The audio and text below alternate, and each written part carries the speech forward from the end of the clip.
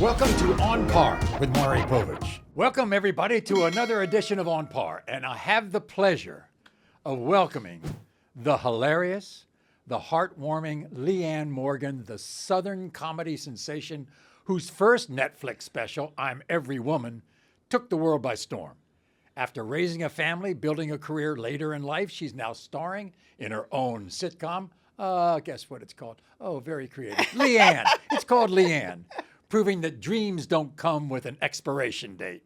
She's co-hosted The Today Show multiple times. She brings her Tennessee charm to millions, has a brand new special out on Netflix called Unspeakable Things, and has found her sweet spot, turning real life, marriage, and motherhood into comedy genius. How about that, Leanne? Thank you. No wonder you're Maury, honey. That was right. beautiful. Thank Oh, my you. God. And your voice, beautiful. Now, you know, I'm going to start out by this. I read a story. I'm very upset because I read a story. I come from Washington, D.C., all right?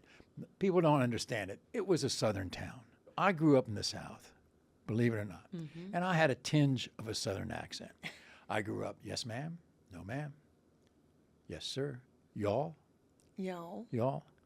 Now, the reason I'm saying this, I read a story. Your accent is so adorable. Thank you. But I read a story where this next generation, these kids, are losing all their accents. I did too, Maury, and isn't that sad? What happened?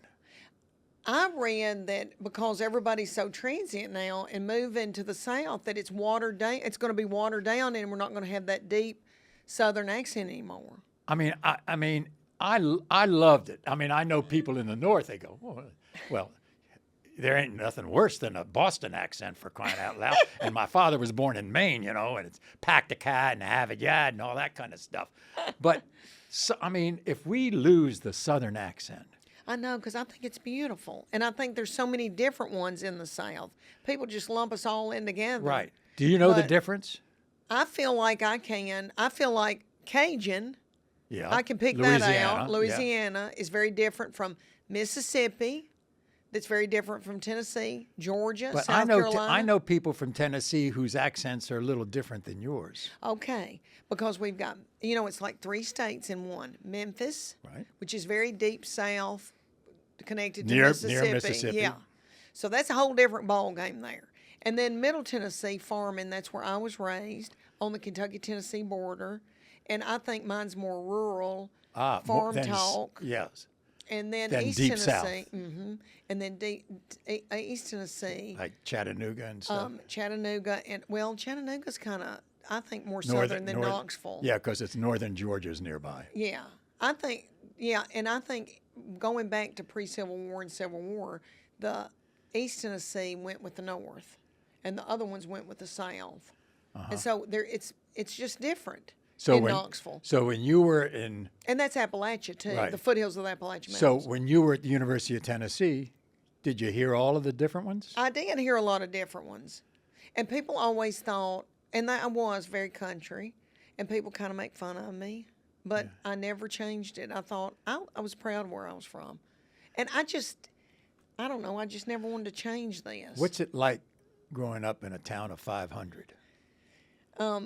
I mean, do you know everybody? You know everybody. There were 3 churches, and everybody went to one of those churches, and then everybody knew everybody, so they helped each other with crops. I know it sounds like something in the 1600s. No, but when you were growing up, you saw it. Yes, everybody helped each other get their tobacco in. And then, everybody knew everybody. I graduated with like 40 people, 42, something like that. I started with most of those from kindergarten till 12, knew all those kids, went to church with them. You see any of them? Knew everybody. You see any of them? Yeah, I stay in touch with a lot of them. Yeah, most of them. And where did Chuck grow up? He grew up in East Tennessee in a town, Maury, where there's a country club, and they were members of it. And he goes, I had it so hard. And I'm like, really? Because he played golf. He knew how to play golf and tennis. That wasn't even in our... Like, nobody knew even what that was. We saw it on TV. Right. So everybody should know this. You've had 3 beautiful children. And basically, they're co-stars. I mean, you talk more about your family and what's going on than most anything else. Yes. Why did you feel that was where you wanted to go? That's all I do know. And when I wanted to be in Hollywood, and I wanted to be a comedic actress and all that from the time I was a little bitty. But I didn't know I didn't know you could get in a car and drive to L.A. at 18 with $60 in your pocket. I've heard those stories. Or go to Chicago and do Second City because I was a big SNL fan. Oh, wow. So I went on to UT and because I didn't know what else to do, thinking in my head, I mean, I wanted to get an education, Maury, but I chased a high school boyfriend there. And I knew I needed to go, but I thought, I don't even know what I'm doing here. I'm going to Hollywood. And then through lots of ups and downs and bad decisions, Maury, then married Chuck Morgan, and then he moved me to the foothills of the Appalachian Mountains. What was your question? I just went off on a whole tangent, Maury. That your kids are all part of your act. Yeah, so by the time I wanted babies more than anything in my life. I want to be a mama. So then I had these babies, and I started doing stand-up in the foothills of the Appalachian Mountains. Stop right there, because everybody thinks, oh, Leanne, a 50-plus-year-old sensation. You get mad at that. I do, because I've been doing it 25 years. My baby was 18 months old when I opened at my first comedy club. And she's going to be 28 this coming January. Is it true that you used to be a jewelry salesperson? I sold jewelry. And you used to go to parties and kind of hone your stand-up in front of parties? Yes. I didn't even care about jewelry, but I wanted to stay home with my baby and nurse him. And Chuck Morgan had a business at 27, very entrepreneurial and driven. But he had all these, payroll to make and all that. And I wanted a little money to get my hair highlighted. Maury, because he's tight. And I wanted to be able to buy my baby an outfit and just have I like to make money. So I started selling this jewelry in people's houses. I look back on it, and it was like my own little comedy club every night. And instead of talking about jewelry, I was talking about breastfeeding, hemorrhoids, raising babies, Chuck Morgan not helping me with these children. That's where all that talking about my kids came from. And that's all I knew because I was a stay-at-home mom. So my comedy, I'd love to be like Jerry Seinfeld and talk about a cotton ball. But I'm a storyteller. Right. And I like to tell what really happened. And it was I was with these babies all the time. Chuck Morgan was making a living for us and gone and working, workaholic. And that's all I know. So when did you feel that I could take this nationwide? I thought it from the beginning. I told, well, you might have. From the beginning, I thought, even though I didn't know how and where and all that, but when I did open that, I opened for Billy Gardell at Zany's in Nashville, which is one of the best clubs in the United States. But that was 25 years ago, and I thought then, I'm going big. I'm going to have a sitcom. That was my dream. I want to be in movies. I'm going to go big. Did I know it was going to turn out this way? No. And this is even sweeter and more wonderful than anything I imagined. But Brian Dorfman, who owned that club, who's now my concert promoter, he owns clubs all over the United States. I saw, you know how big your venues are? I mean, thousands. Now I'm going into some arenas. Arenas? I'm going into some arenas. You mean like 15,000, 20,000 people? I did 2 American Airlines, and that was 22,000 tickets in a day. I can't do that everywhere, Maury.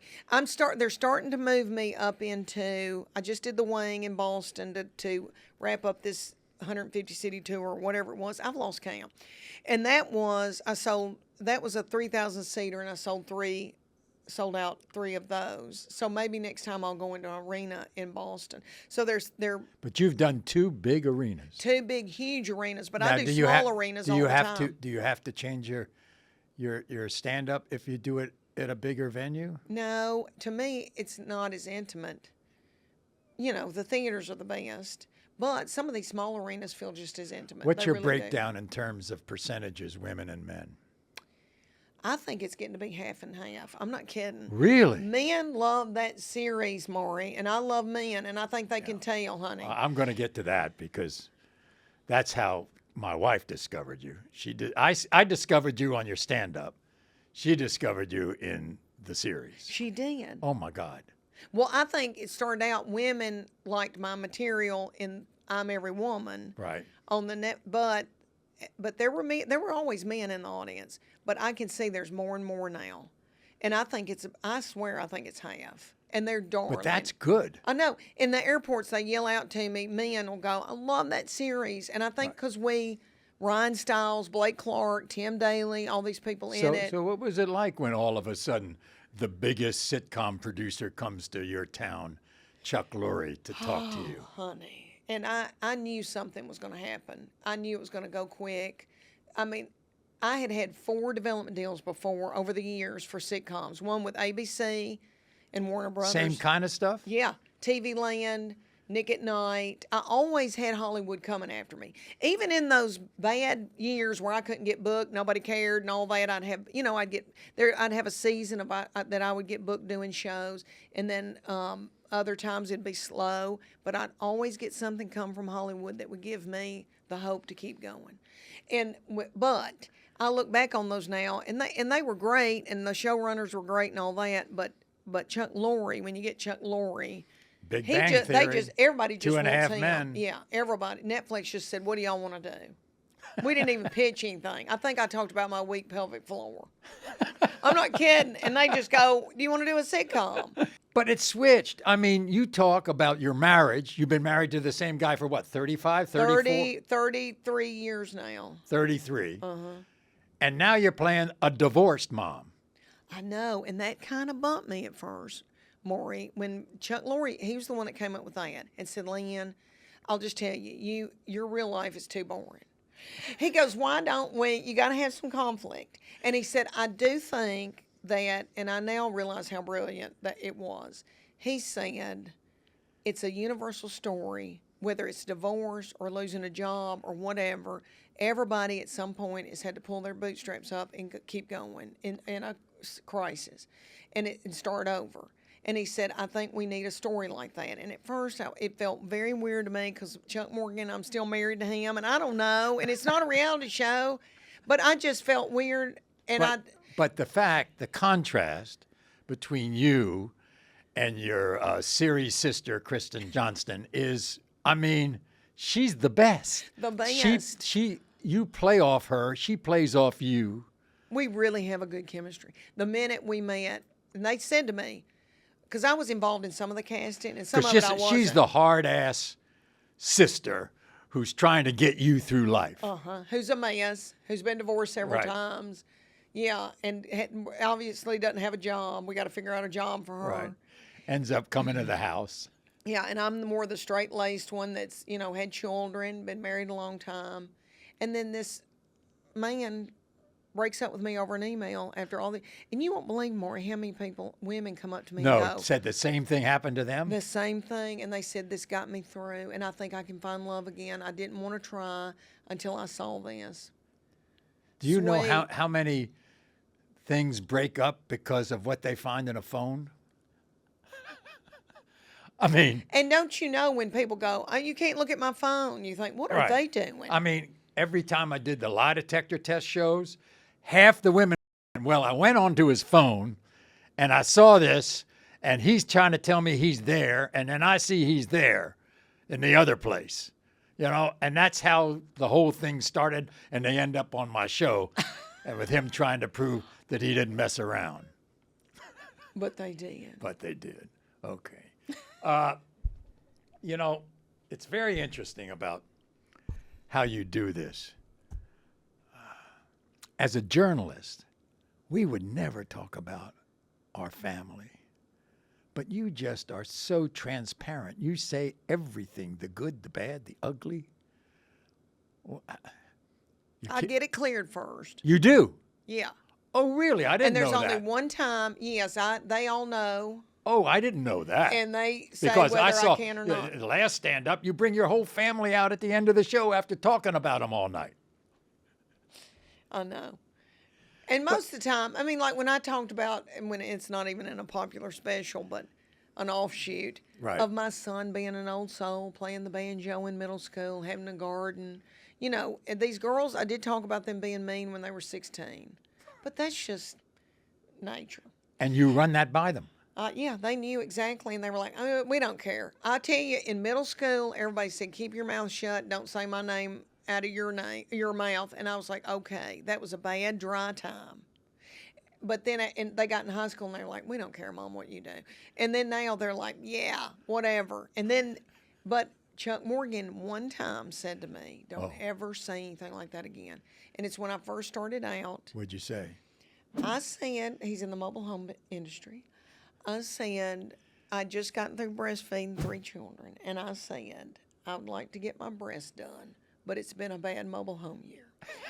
And Chuck said, "Don't you ever say that I'm not providing for you. I could write a check for your breast today." And he values himself as a provider, and that really hurt his feelings. And he said, "I don't want you saying that I can't provide for you." I'm sure he does well. He does well. He's an executive for a company. Yeah, but is he doing better than you? No, I think I'm doing better. Is he upset Now about I have a little Is he power. upset about that? I think at first it really shook him. Because I knew there was a time when my wife made 10 times more money than I did, and then it kind of got reversed. You know? I didn't mind her making more money. You didn't bother me. Oh, good. Mom. That didn't bother me. Well, you're evolved. I'm not evolved. Yeah, talking about evolved, I read an article where you said, "I realize now that I can make decisions." What does that mean? You mean you couldn't make decisions before? I don't know if I felt powerless because being a stay-at-home mom.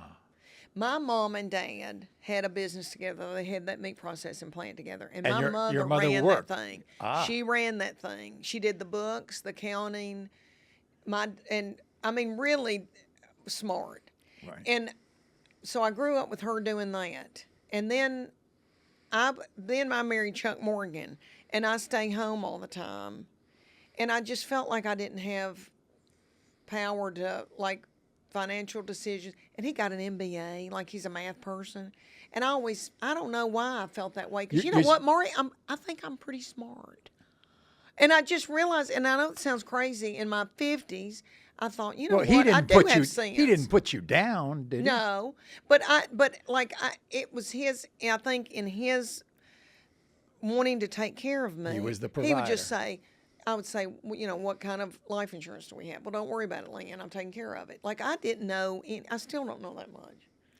And I know a lot of my girlfriends who stayed home. I bet with your career you're making your decisions. I run now, you know, a team of 25 people. 25. Well, all these agents, managers, PR, They're not. social media people. I have to make decisions all the time. And They're not taking all your money, are they? No. Chuck Morgan's watching that. But yeah, I mean, he just was like, we were very traditional. Sure. He took care of everything, and I took care of these babies. Do you think a lot of the women who come to your shows were what you were? Yes, because I talk about in this new special having to prostitute myself to Chuck Morgan for these kids to have good shoes. And women throw their purse in there, Maury. And I can see women doing this to their husbands because if they stayed at home. Do you think that was a traditional Southern thing for women to stay at home? Yeah, maybe. I mean, were they, how can I say, were they less evolved with the women's movement or the, guess what? I mean, you had to grow up in the 70s and 80s, right? Yeah. But I bet in Atlanta and Raleigh, Durham, and, you know, some of these cities, I bet they were going and doing, and women were, you know, becoming lawyers and doctors and all that. That, I don't know. I was I just wanted to stay home with these babies. Right. So what am I going to hear from Unspeakable Things that I didn't hear in your previous one? It's more stories. It's more stories about these kids and my life, what's happening now. Because, Maury, when I started this thing 25 years ago. I Right. would talk about breastfeeding. Toddlers and all that, birthing, doing. Right. Then I went through elementary, T-ball, all that. Then middle school, they told me to leave them alone. Then high school, like you can see every part of my life, menopause, all that birthing, menopause. And then now I do talk a little bit about Hollywood. Oh, you And do. my experience about Hollywood, because I was in a movie. But now all your children are adults. They're adults. Some of them are married. Yeah. Some of them have kids. I've got grandbabies. I talk about my grandbabies. And I talk about having to do Unspeakable Things with Chuck Morgan. You mean currently? Yes. He has got so much testosterone. I mean, Really? I think men who sell mobile homes must have more testosterone than other people. And he plays tennis, which my doctor told me, she said, his testosterone's going to Right. be up, Leanne. You got to start playing tennis. So you've done Colbert, you've done Kimmel, and tonight you're going to do the Fallon show, Yeah. the Tonight Show, Yeah. And I've always wanted to do that. I'm so tickled. because of Johnny, I guess, Carson. Oh, I watched Johnny Carson all my life, and I loved when a comedian would come on. I'll never forget Roseanne Barr. It blew me away when she did that whole uterus as a device, hone-in device, and I got to meet her, like 2 years ago. And she knew who I was. But I remember her doing that set and then overnight becoming huge, got her own sitcom. Right. And Matt Williams did her sitcom, and he did one of my development deals, who is precious, who did Home Improvement Right. and Roseanne. So your style is so much different than a lot of other stand-ups who swear, use the F word all the time, talk about political things, current events. Do you like any of them? Oh, yeah, love them. I'm a huge fan of Dave Chappelle. I like all stand-up. I got a a new younger guy you ought to watch, and he's pretty clean. His name is Josh Johnson.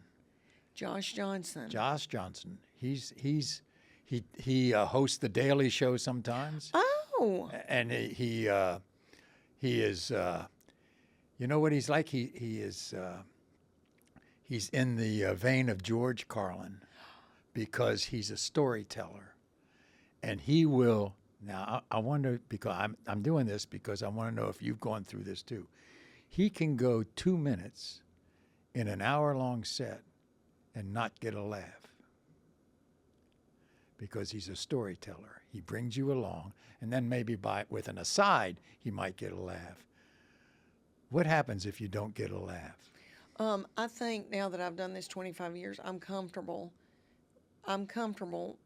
talking and telling a story and it not hitting until the end. Like, I think that comes with experience of being on stage. In the this beginning? long. In the beginning, I would have fainted. But now, I mean, I can take that silence because I know I'm building. Yeah. And I never said ugly words, Maury, because I didn't want my children to say them. I thought, I don't want to say anything that I would tell my children they couldn't say. So that, and then I just was raised, there wasn't language in my home. My family didn't use language. And it would make me feel bad if I did. But I don't mind other people doing it. It's I don't okay. Mind other people. Yeah, oh, You yeah. can enjoy that. Yeah, oh, if yeah. if you like Chappelle, of course. I love Chappelle, Chris Rock, Kevin yeah. Hart, all them, Bill Burr. Oh gosh, a million. I get Jim Gaffigan, of course, he's clean. Nate You know who Bargatze's a good I've grown accustomed to. I watch a lot of his older clips, but now I'm kind of a fan. Ron White. Ron White, wonderful storyteller. Have you heard Tater Salad? No. Oh my Lord, that's what he's known for. You have got to Really? hear the thing about Tater Salad. And I'm not going to give it away. Yeah. You're in for a treat. Texas boy. I always heard early in my career, don't stay in a condo with Ron White. Leanne, he's going to think you're pretty, which I like to be pretty. But they, in those condos, people used to spend, women and men, and Right. you didn't know what in the world was going to happen.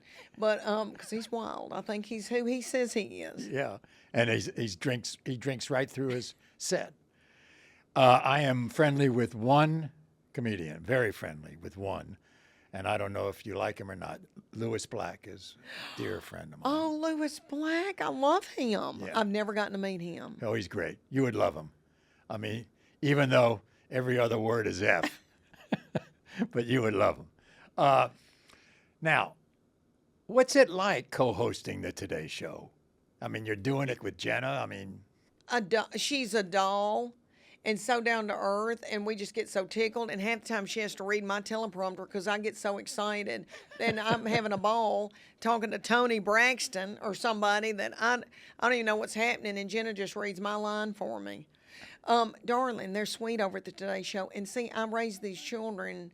I would take them to school and then sit and watch the Today Show. Yeah. Loved it all my life. So that was a big goal of mine. so your daughter, Tess, who's overcome some physical problems in the past, you probably see her more than you see any of your kids. I do. Because with she me. works with you. She works with me. She's with me all the time. And I could not do it without her. But I feel bad because she would like to feel the touch of a man, Maury. She's 27 years old. Did you clear that with her? Yeah, she knows. She says it all the time. I want to feel the touch of a man. I'm with my old ball and chain mom. But I need her. It's a double-edged sword. She's a wonderful makeup artist. And she went to school for that here in New York for television and film. And then, so she tours with me, and then Chuck Lorre pushed her through to work on that series. Right. So she's about to get her union. You know, that's a big deal with those makeup and hair people. Are you kidding? I mean, I have them myself, you know, and they keep saying to me, why aren't you working us more so we can get paid and get the union pension and all that kind of stuff? I'm tired of that stuff. So I got this game I'm going to play, all right? It's called On Par, meaning great, good, I like it, or off the rails. So this is it. Okay. I've been opening envelopes for a long time, you know. Here we go. All right. In the case of on par or off the rails, Leanne, do you think your husband loading the dishwasher wrong for 30 years is on par okay or off the rails? I've got to admit to you that he thinks I do it wrong. And he would say, she's off the rails. He's organized and I'm retentive. I mean, this is so opposite of my life. I cannot put a dish into the dishwasher. For sweet Connie Chung. I mean, not even the first. I mean, you know exactly where a dinner plate works. And Yes. so I put it in there. She goes, down. Chuck Morgan's redone mine for 30 years, and it says that I don't even touch it, Leanne. Okay, do you think people who say bless your heart don't really mean it? I mean it. I do think there are hateful people who don't mean it, but my people mean it, Maury. We mean Okay. it in a sweet way. All right. Do you think, would you try to sneak snacks into the church? Yes, on par. Really? I take snacks everywhere I go, Maury. I got grandchildren, and I had all these So children. if you go to church, there's something in your bag. There's something in there in case somebody feels weak. Yes. Okay. Plus mints and gum. Right. Do you believe in matching pajamas for the whole family at Christmas? I didn't because Chuck had me on a budget, but now I think I can afford it, Maury, and I'm looking at them. I really want to do it now. But yeah, we couldn't have that privilege for a long time. Okay. Do you believe in TikTok dance challenges for people over 40? Yes. Fun. Good. You would try? Would you try to do that with a Yeah. member of your family? Yes. Okay. Do you like gluten-free biscuits? Because I know you like biscuits. I love a biscuit, and I should be gluten-free. I'm supposed to be gluten-free. I've never found a biscuit.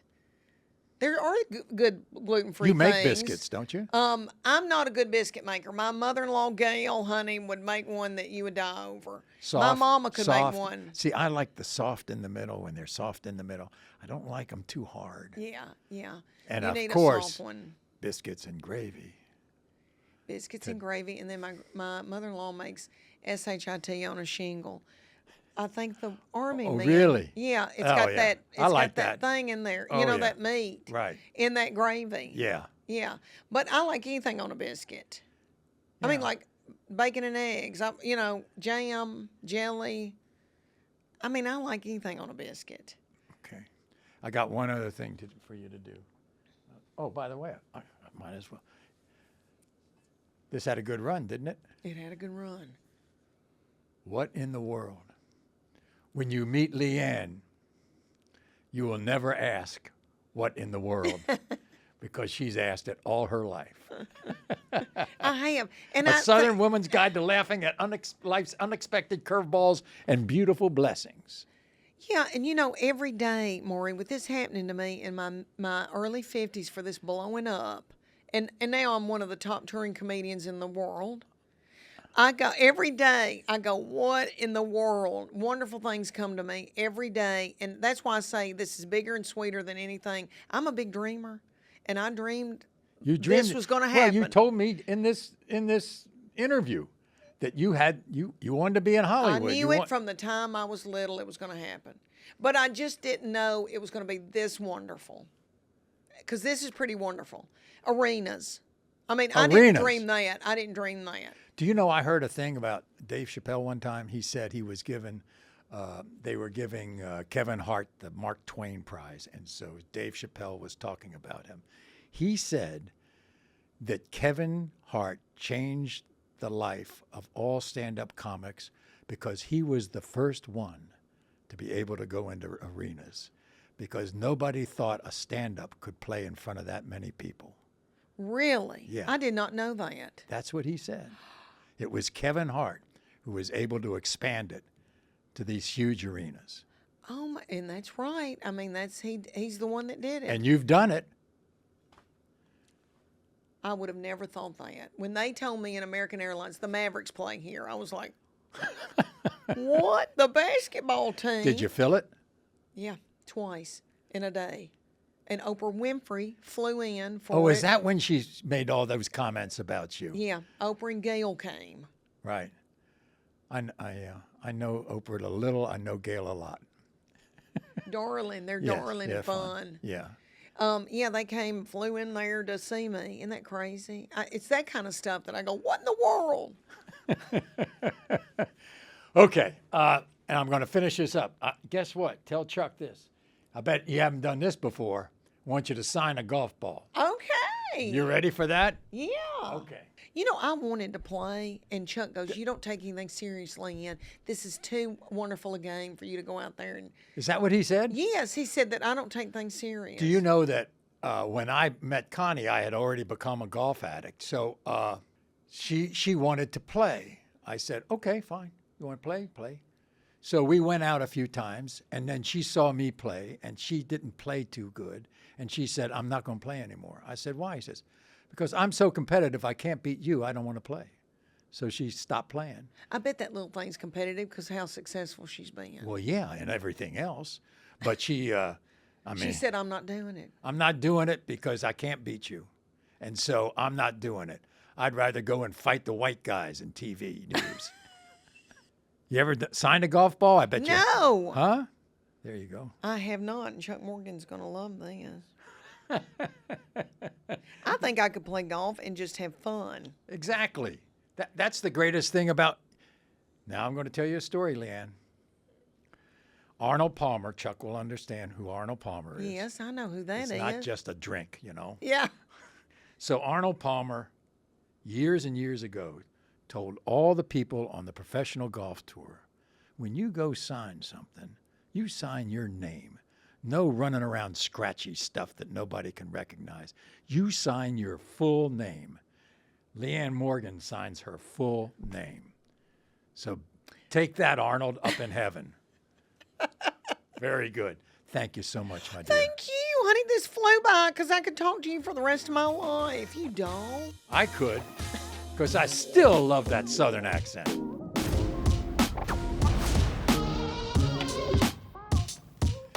If you've had as much fun as I did, make sure you subscribe to On Par on YouTube and tap that little bell so you don't miss a thing. And if you like to listen on the go, We're on Apple, Spotify, everywhere you get your podcasts. Hit the follow button. On Par with me, Maury Povich, is brought to you by Mopo Productions, A Better Life Media, and Bradley Studios. With executive producers, me, Maury Povich, Holly J. Mirabella, and Christian Thompson. Directed by Seth Dean.